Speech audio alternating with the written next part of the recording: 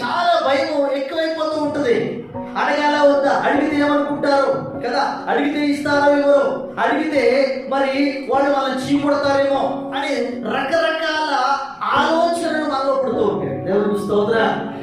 ఎప్పుడు కూడా మనము అడగక ముందే లేక అడిగిన ప్రేమగా హక్కుని చేర్చుకునే ఒకే ఒక గొప్ప యోధుడు ఉన్నాడు, ఆయన యేసయ్య. దేవుని స్తోత్రం. ఎప్పుడు నువ్వు అడిగినా, ఎలాంటి స్థితిలో ఉండి అడిగినా, ఎలాంటి పరిస్థితుల్లో ఉండి నువ్వు అడిగినా కదా, ఈ రోజున చూడండి ఎక్స్పెక్టేషన్స్ ఎలా ఉన్నాయి. మన ఎక్స్పెక్టేషన్స్ ఎక్స్పెక్ట్ చేస్తూ ఉంటాం. ఫలానా వ్యక్తి ఇవ్వగలడు, ఫలానా వ్యక్తి సహాయం చేయగలడు, ఫలానా వ్యక్తి దగ్గర డబ్బులు ఉన్నాయి, ఫలానా వ్యక్తి మాత్రమే చేయగలడు అని ఎందుకు పనికిరాని ఎక్స్పెక్టేషన్ చేస్తున్న మనుషులను బట్టి, దేవుని స్తోత్రం, మనుషుల మీద ఆధారపడి నీవు ఇస్తాడు అనే నమ్మకంతో విశ్వాసంతో వెళ్తున్నావు. అదే విశ్వాసం